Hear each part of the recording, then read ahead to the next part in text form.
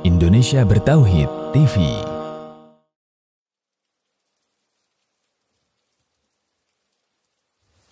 Saya sempat tidak terlalu perhatian dengan masalah virus corona, kecuali yang berkaitan dengan masalah agama, khususnya tentang hadis seputar obatnya, doa dan zikir penangkalnya, serta beberapa tips duniawi untuk menjaganya. Mungkin karena saat itu corona belum hadir di Indonesia. Beritanya masih sekitaran Cina. Isinya tentang perjuangan pemerintah dan tenaga medis melawan corona di sana. Itu tergambar dari foto wajah tenaga medis yang memerah bekas masker dan kacamata. Saya hanya sebatas mengerti betapa beratnya tugas mereka. Saya sempat jengkel saat melihat video warga Iran yang menjilati pagar kuburan dan membaca tulisan tentang rakyat Italia yang dinilai sangat meremehkan. Tapi itu pun hanya sambil lalu karena positif pertama di Indonesia pun belum kedengaran. Tanggal 2 Maret 2020 yang ditakutkan pun terjadi. Pasien corona pertama di Indonesia diumumkan oleh Presiden Jokowi. Inilah takdir Allah yang harus sabar dihadapi. Pandemi corona telah memasuki negeri ini. Jumlah pasiennya bertambah hari demi hari. Gambar-gambar mirip dengan yang di Cina bermunculan di grup sana sini. Ada bekas alat pelindung diri tergurat di pipi. Tenaga medis bicara dengan kertasnya. Kami kerja untuk kalian, mohon kalian tetap di rumah untuk kami. Ada juga yang bunyinya, haus, ingin minum, tapi gak berani. Seorang dokter yang sudah sepuh dalam balutan baju perang seolah berkata, jikapun ajal datang tidak mengapa. Karena raga yang sudah tua ini memang harus ikut berjuang, tidak hanya bisa berdiam diri. Ikatan Dokter Indonesia menyampaikan bela sungkawa karena 7 orang dokter di garda depan meninggal. 5 dari mereka wafat karena tertular virus ini. Seorang dokter muda hanya berdiri di luar pagar saat menemui keluarganya karena takut membawa virus dari luar. Meskipun foto ini aslinya dari Malaysia. Ternyata APD medis harganya sangat mahal. Dan sekali pakai saja. Saking krusialnya, para ulama dan ustadz-ustadz yang mumpuni ilmunya sampai mengeluarkan fatwa.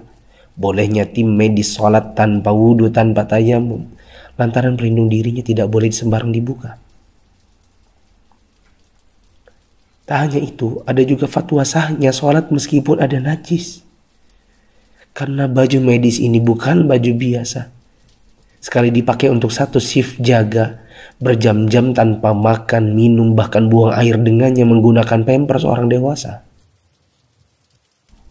Bayangkan lagi jika dokter dan perawat wanitanya adalah ibu atau saudari kita yang sedang mengalami datang bulan. Dan lagi deras-derasnya.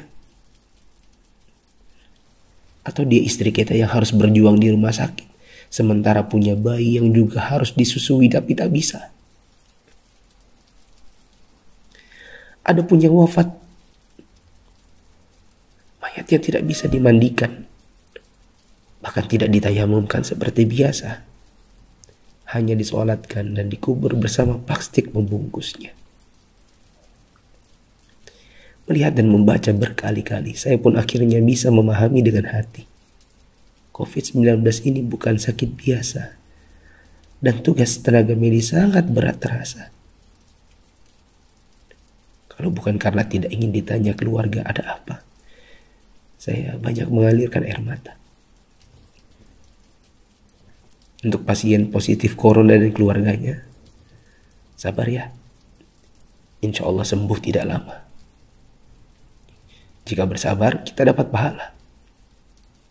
Di rumah dulu sampai negatif. Kasihan jika virus ini menular ke orang lain. Apalagi kepada yang punya penyakit penyerta dan lanjut usia. Untuk yang harus keluar dan tidak ada pilihan kedua, semoga Allah memberikan saya dan teman-teman keselamatan dan rezeki untuk keluarga. Jaga kesehatan ya. Usahakan jaga jarak dengan orang di sekitar kita. Kita tidak tahu siapa yang tertular, siapa yang sehat. Karena yang positif corona pun bisa jadi tidak merasa karena tidak ada gejala. Untuk yang masih abai dari solidaritas bersama,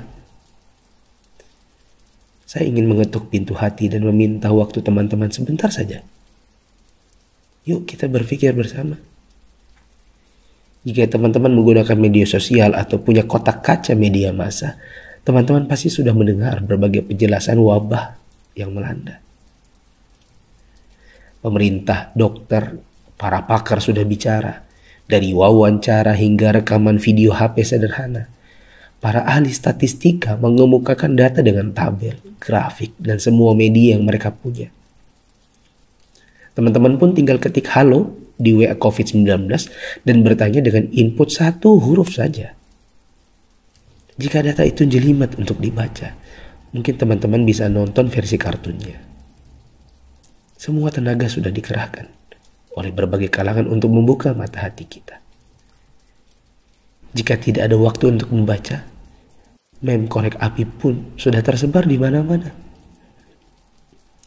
Sampai-sampai ada yang berpikir, mungkin kalau simulasi penularan virus corona ini pakai video game, barulah anak muda yang meremehkan corona akan mengerti dan percaya. Mereka pun membuatkan potongan video gamenya. Artinya, jika usaha seperti ini masih belum menyadarkan kita, entah dengan cara apa lagi. Apakah tongkrongan kita butuh ditembaki dengan gas air mata baru kita mau meninggalkannya? Pemerintah tidak minta uang dari kita. Mereka hanya ingin kita mengikuti arahan mereka. Untuk yang menimbun dan menipu, semoga Allah memberikan teman-teman hidayah dan memaafkan dosa-dosa kita semua. Dan menimbun barang yang dibutuhkan masyarakat saat masa sulit itu termasuk dosa. Rasulullah SAW bersabda, la yahtakiru illa khati. Tidaklah menimbun barang kecuali orang yang berdosa. Terlebih lagi bila menipu dan berdusta. Kami hampir tertipu dengan penawaran masker murah yang tadinya kami akan bagikan gratis kepada orang-orang yang membutuhkannya. Di mana hati kita? Apa kita bisa tertawa saat orang lain menderita? Teman, turunkanlah harganya ke harga normal jika engkau tidak bersedia menggratiskannya, seperti pahlawan jalanan yang membagikannya. Untuk yang kaya yang sesungguhnya itu adalah jika harta itu bermanfaat bagi orang di sekitar kita, bukan hanya untuk pribadi semata.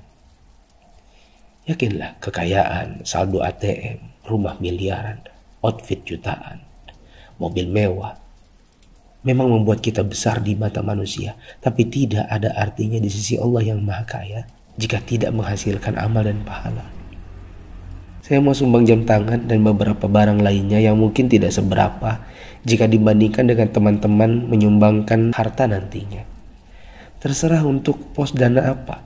Mungkin masker, mungkin APD tim medis, hand sanitizer, sabun cuci tangan, dan sebagainya. Kita harus cintai harta kita ini dan bawa dia ke akhirat. Jangan sisakan untuk dunia. Untuk Bapak Presiden, BNPB, para gubernur, wali kota, dokter, perawat, ustadz, influencers, dan fundraisers, thanks for all you've done. Terima kasih. Jazakumullahu khairan.